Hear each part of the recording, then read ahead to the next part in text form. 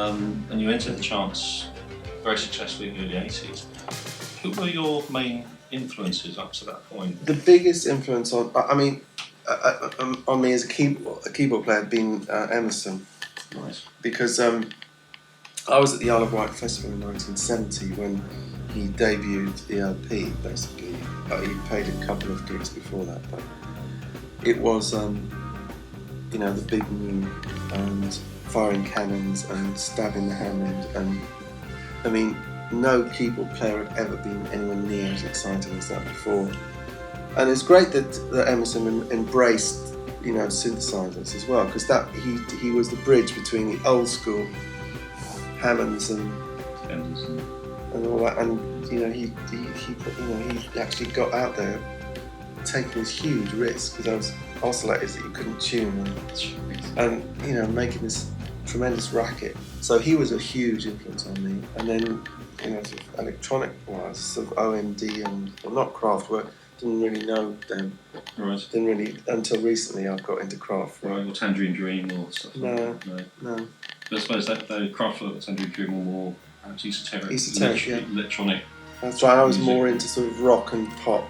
Because you played one of Emerson's pieces. Yeah. Can you tell me about that? Carnival 9. Yeah, I did the Ringo All-Star Band tour, and Greg Lake was in the band. So me, Sheila E, and Greg did this version of Carnival 9, which I'm so proud of because it's got to be like the hardest thing in the whole rock keyboard canon, I think, to play. And it just took me 2 months working every day, a couple of hours just on that piece to sort of get it and memorise it and work the sounds up. But it was such a sense of achievement to play it every night. Wow. With Greg singing. Perhaps kind of leading on to that is your particular stage technique, your style of, not just singing but certainly in the keyboard playing. It's certainly amazing. Why did you decide to adopt that particular style? Well, it all comes from where I started playing as a one-man band with all the gear around me, and really it was as a result of having to solve the problems that presented me, because it was pre-MIDI gear, so everything, and pre-memories in the synth, so I had to program the synths, input notes into the Pro One manually for songs, set up everything, and change the 808 to the right tempo and the right patterns. And all this takes time, and you've got to be mobile. So I had to quickly realise I've had to have headset mics, and I had to talk between songs and sort of engage the audience. And it all sort of evolved from that, really, and wanting to make keyboards an exciting thing, not just the guy in the corner with spectacles who just doesn't do much. That's right. No, and I think it was always that case. Yes. Apart from perhaps people like Emerson or Wayne, who really did put it to the forefront. Yeah. Your professional career took you away from synthesizers a few years ago, and I think it was 2000 you were focusing on large orchestral work into Europe, and then your solo piano work last year as well. What was your conscious decision to go back to your roots, so to speak? Anything that involved keyboards, and I went through the Hammond phase and Leslie's, and I just wanted to do that for a while. And then I did an acoustic tour with grand pianos on stage, and now it's very electronic again. I think that will probably continue now because I'm really enjoying that. Right. But I do acoustic shows as well, and it's just like whatever keeps your interest and fans' interest. Really. Yeah. I think they like a bit of this and a bit of that. Yeah. Okay. So you studied classic piano in Manchester. When did your interest with synthesizers start? Well, before I went to music college in Manchester, I was in a band called Warrior, and our drummer worked for an electronics firm in Cressex in High Wycombe. And he built a synthesizer, and it was like very primitive 2 oscillator, I think there was a 1 oscillator. And there was me, I had a Hohner Pianette and an old Lowry organ because I couldn't afford a Hammond. I borrowed Leslie from the drummer's dad, and this synth was really out of control. It was also you couldn't keep it in tune. You had to wrestle with it. But it was the start, making those sounds. So it really goes back. That would have been, I guess, about 74. Considering you've been involved in electronic music for so many, do you have a particular favourite synthesizer, be it analogue or digital? Yeah. Well, I having done the 20th anniversary show last year at Shepherd's Bush, I put together, which you were kind enough to help me with, put together my original rig. With the Jupiter 8, the Juno 60, the Pro One, 2 Prodigies, 808 drum machine, and between them, those make such a fantastic sound. I mean, I think it would be the Jupiter 8 is my favourite. It's got such fat, wonderful sound. It's gorgeous sound. But for lead work, the Prodigy is like hard to beat really, because in sync mode, it rocks, when it does. It roars. No, isn't it great? So it would still be analog. Well, I mean, I love the new the Arturia virtual synths, the modular Moog, because I've never got a chance to even play one of those. And the CS80 that they do, and the Mini Moog. I did own a Mini Moog. But I really enjoy those. I mean, I love them. They're fantastic sounding. So use what's good. The old stuff is great. The new stuff, if you look for it, that's good too. Whatever does the business. The most semi-professional studios will have a complete mix of the best of old and the best of the new. I think there's no right or wrong about it. Yeah, well, and it is great that people are still looking after the old stuff, like yourself, so that it's still there, as it still can be accessed if you need it. The synthesizer itself, the sound of the synth, in terms of the potential of it, how does that, do you think, added to your creative process? Well, it's, always for me, it was about making sounds that people hadn't made before and heard before. Because everyone else, if you think of up to 1980, 50s, 60s and 70s, people had done band stuff really well.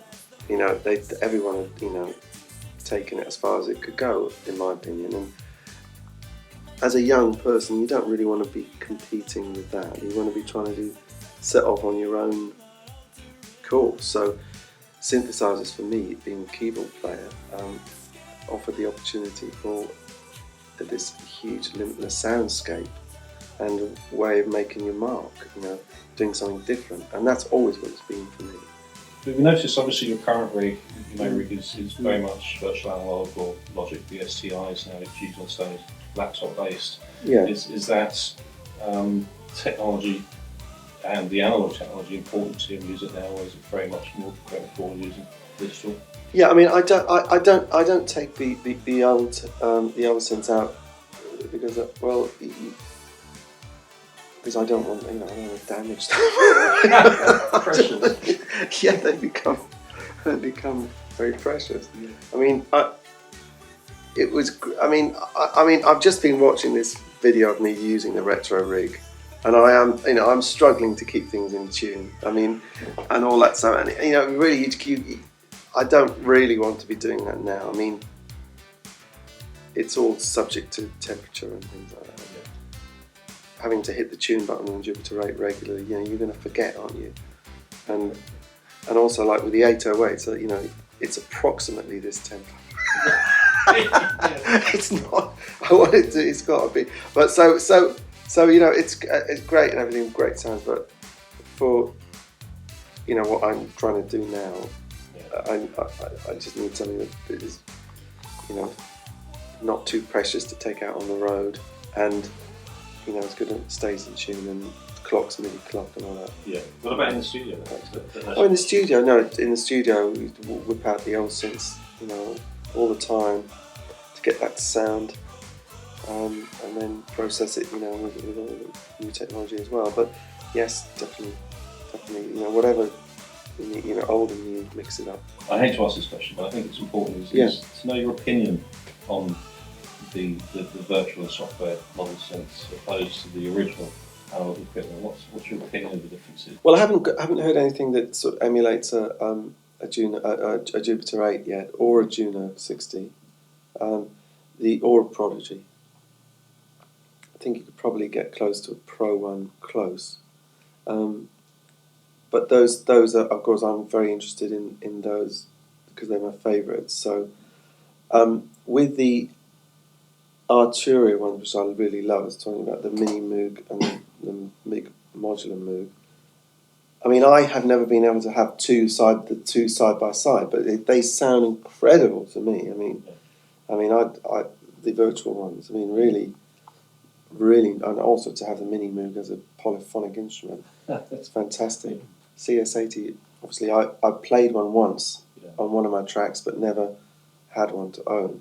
So I've got no direct comparison, but I mean, I just love the way that I think they've done a very good job. There's certain things in playing the original keyboards, I believe, which is more to do with the experience of playing, which generates ribbon control and and the performance aspects of it, which you can't necessarily get on plug-in. No, that's true. You can't get that. That's one of the things about with the Prodigy. You're working those wheels, and that's all part of that sound, and whatever else you want to be doing with the knobs. But you can't really do that yet with the virtual. I mean, I hope people are developing that, so we all get there, that controllability. Probably. I get asked a lot, would that put me out of business? But it's I don't think so. Ironically, no. If you look at the way things are going, people want old, vintage, beautifully restored keyboards. I mean, they're always going to want them. Hammonds, Fenders, and works. I mean, it's just. I mean, surely you could say it's the opposite. It creates more interest in those instruments because you go, oh man, if I could actually have one of these, is this what they sounded like? Wow, can I get one? Yeah. No, you can't. Probably you can't afford it, mate. The other question was to ask you, considering the commitment that you've made to your USA, UK, and tours in Europe generally, how do you find that your keyboard rigs hold up in terms of reliability?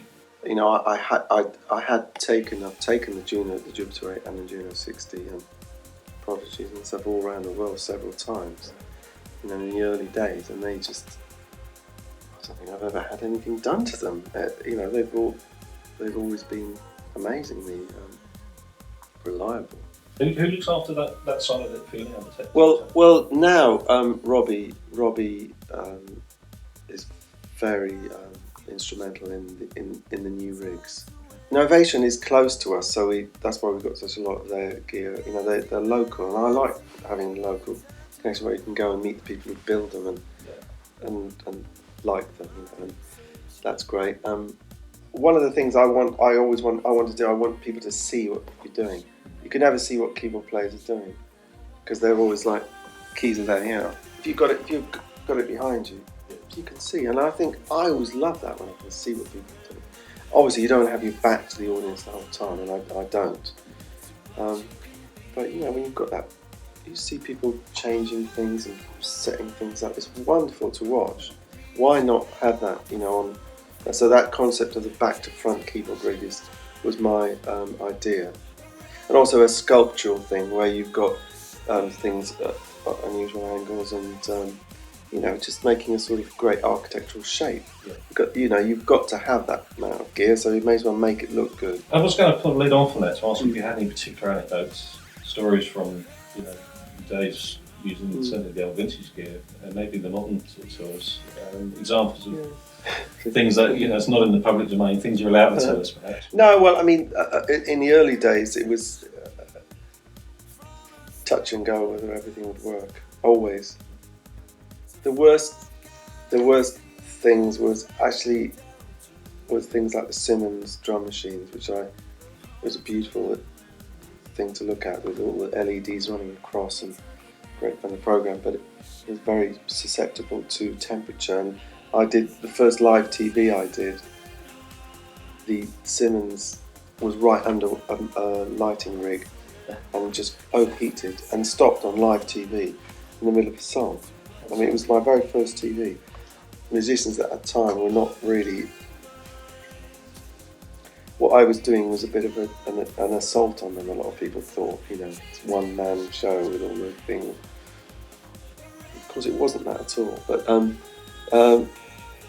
my roadie came, actually Jeremy, who was my tour manager, ran on, switched it on and off and got it going again and carried on. But I mean, I was prepared for that at any moment. Things were always going wrong, so you had to sort of build that into your plan.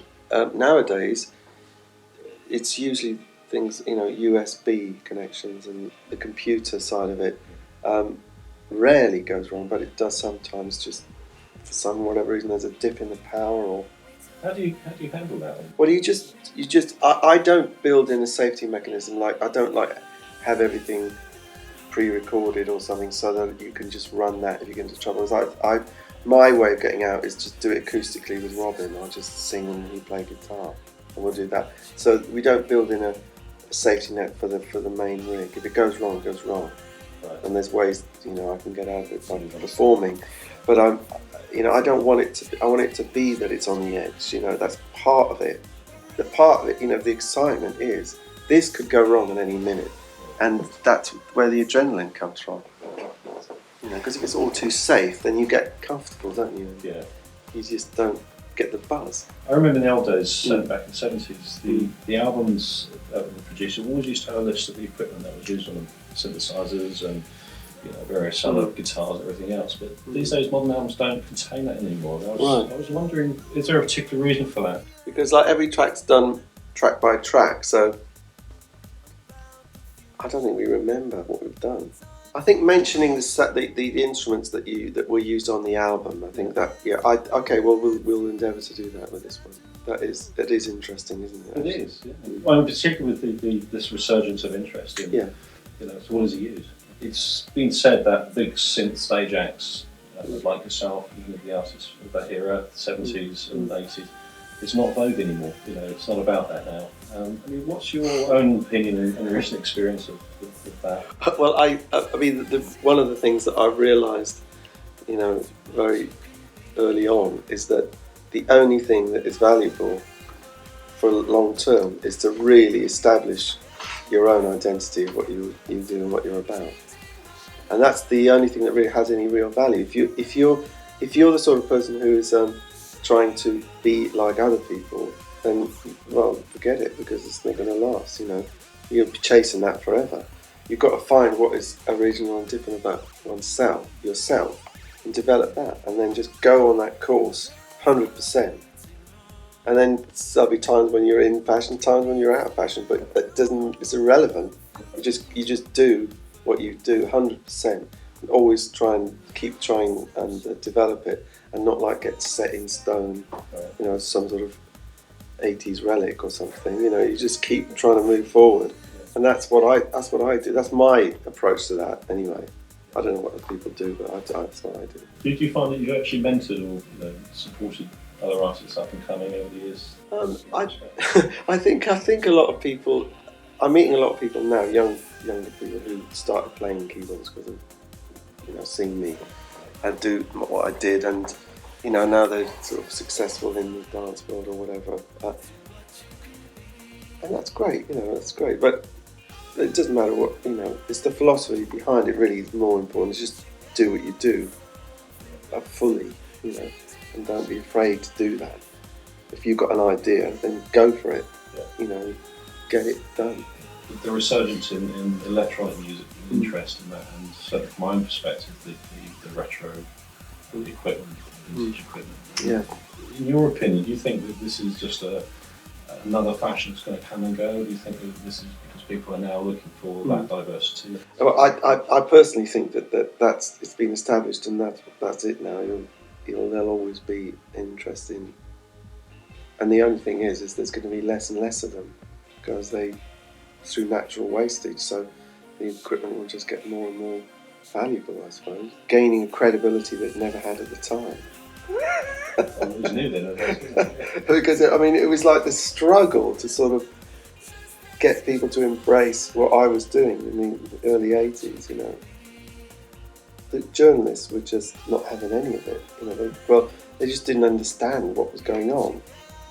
But of course now people do understand what's going on, and there's a newfound respect for what was going on. What kind of things were they asking you? Well, I mean, there was a famous review. They said, "Oh, I didn't have to turn up to my shows. I just could send the gear, you know, and somebody, play itself. Press a button. Yeah. Well, I would have liked to have seen somebody do that. You know what I mean? But I've never got the chance to explain. It was just pure bigotry and sort of ignorance, really. Because real music was guitars. Exactly. Drums, The only kind of real music is has to be played in the conventional way, which is like, you know, rock and roll always to me was supposed to be the thing that broke the rules and was not conservative. But actually, you know, I've found, you know, music business to be the most conservative business. But is that just because of the pursuit of money to be made? Yeah, it's cultural, isn't it? It's a cultural thing. I think that, you know, the position of culture in our society is not valued like it used to be.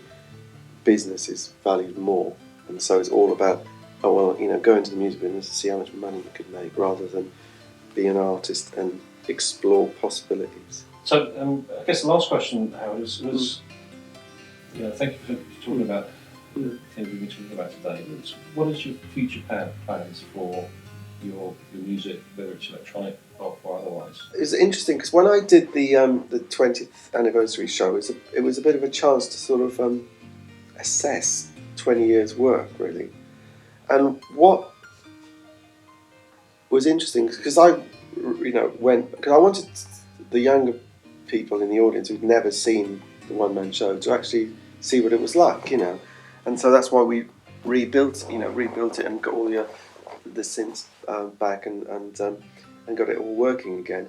And what I found was there's a tremendous freedom that was involved with that, because it wasn't run by a computer and it was all everything done by hand. There's a tremendous freedom in that I thought, oh, really, this is such good fun, you know, wrestling with this gear to make it work. That, you know, how can we sort of bring that into the new live rig, that element back in, because it is a bit of a holy grail for me to make an electronic band like a conventional band, where you can go off on a tangent if you want. You can go off here, you can make this section longer, you can stop everything, you can filter, you know, whatever you want. You can do that with a live band if you've worked with them for long enough. So how do you bring that to a contemporary electronic situation? And with Ableton, we were making big strides towards doing that. So now, you know, every show is different, because there'll be different loops coming in, different fragments of audio at different tempos, and still everything's clocking to MIDI. But you can go off on one if you want. And this is the thing. This is what's so exciting about playing live. And I think that I want to develop that more. And, you know, Robbie and me and are very keen on that. So that's what we're doing, really. It's making it so edgy again, you know, so that it can, So it gets excitement back as well. Yeah. Adrenaline. Yes, that's right. Yeah. Thanks ever so much for answering the questions. Okay.